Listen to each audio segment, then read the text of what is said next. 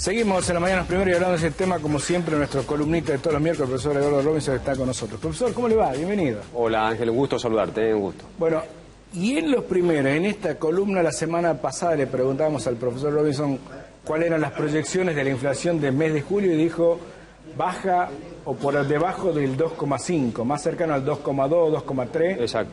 Y ya todos están hablando del anticipo que diga usted. Se ve que, bueno, estamos bien rumbeados. Están siguiendo. Sí, las proyecciones están indicando una inflación del mes de julio a nivel de lo que es país, por supuesto, promedio, que va a estar más cerca del 2 que del 3%.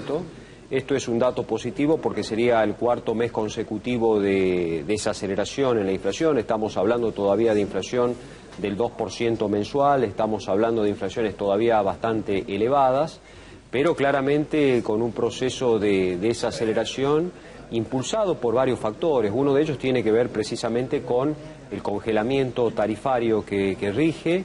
Esto, por supuesto, tiene bastante incidencia en lo que tiene que ver con la evolución de la tasa de inflación, que está relativamente contenida, y, por supuesto, un consumo que viene bastante frío, todo lo que tiene que ver el consumo con el salario, por supuesto, que ha perdido con respecto a la evolución que han tenido los precios, la inflación, y también el hecho de que las expectativas, es decir, el crédito está muy caro, todo lo que tiene que ver también con el mercado laboral, el deterioro que ha tenido el mercado laboral, eso también son factores que han contribuido a enfriar el consumo y, por supuesto, entonces lo que hemos visto es una disminución, te diría yo, una desaceleración en la tasa de inflación. La gran pregunta, por supuesto, es, bueno, ¿cómo sigue todo esto? Porque estamos en una economía día a día, con un componente electoral que ya estamos entrando, ya estamos a 10 días de las elecciones PASO y eso, por supuesto, es un factor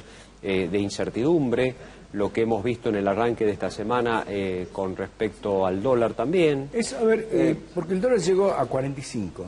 Ayer, sí. Pero no se armó la locura que se armaba cuando iba subiendo el dólar, porque de 43.30 de a poquito fue llegando a 45, las tasas de 58 subieron 2 puntos, pero por otro lado, las acciones subieron y bajó el riesgo país.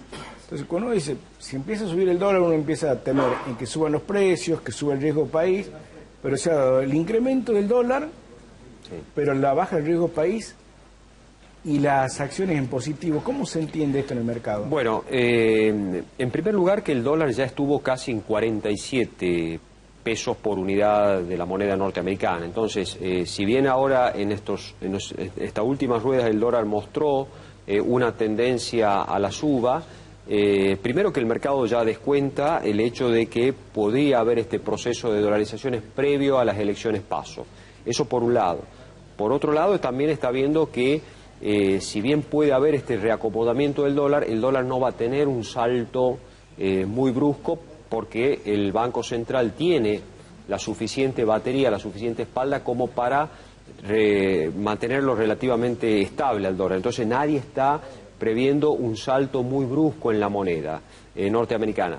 Por otro lado, los portafolios ya están fuertemente dolarizados.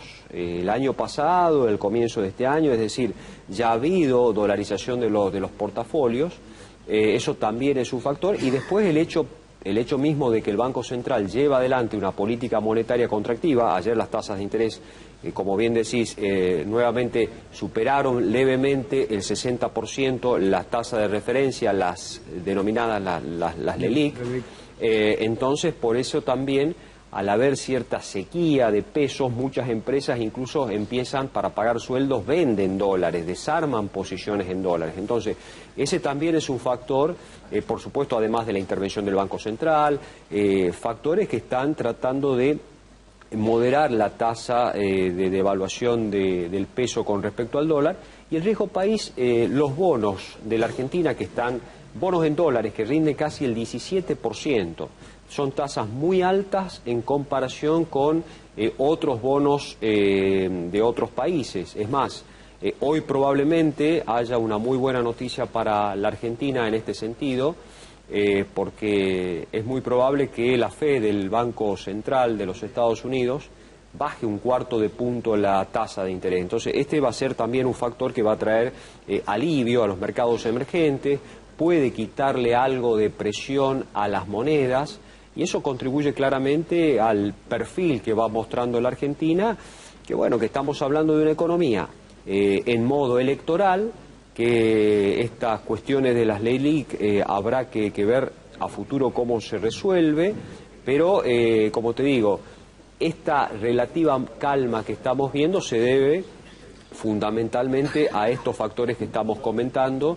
respecto de el poder de fuego que tiene el Banco Central, ¿no? Profesor, y por último, a lo que viene, en el mes de agosto, estas movidas que se han visto en los últimos días, ¿puede afectar el número inflacionario del mes de agosto? ¿O usted cree que no, que se va a mantener en este ritmo, o va a tener que ver mucho el resultado que se den las pasos? Esto último, creo que el resultado que se den las pasos va a influir demasiado y bastante en lo que tiene que ver con una aceleración o no del proceso de dólar. Por más que el Banco Central tenga poder de fuego y ya esté calibrando para el mes de octubre, bueno, es probable que el dólar, si el gobierno sale derrotado por un amplio margen, yo creo que puede haber nuevamente algunas tensiones en el dólar.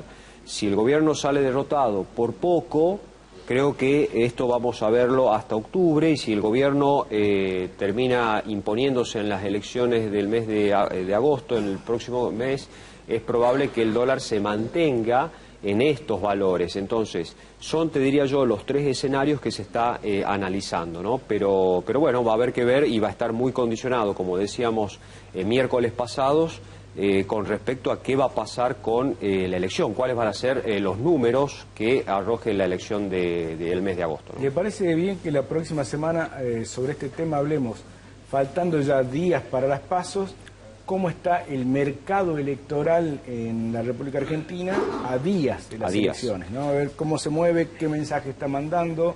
Bien. Y según el mensaje, que creo que, como usted dice, vamos teniendo una visión de lo que puede venir en la Argentina, pero aunque el mercado nuestro es inestable permanentemente. Vamos a ver cuánto ayuda la FED y cuánto ayuda también un anuncio que tiene que hacer el mercado europeo, la Unión del Banco Europeo, que bajaría sus tasas. Otra buena noticia para los emergentes. Otra buena noticia para los emergentes. Por eso digo, no solamente la Argentina está calibrando algunas cuestiones de su propia macroeconomía interna, sino que también el mundo está jugando a favor de las variables financieras argentinas. Por eso un poco esta paradoja, ¿no?, de que sube un poco el dólar, pero baja el riesgo país, y las acciones también suben un poco.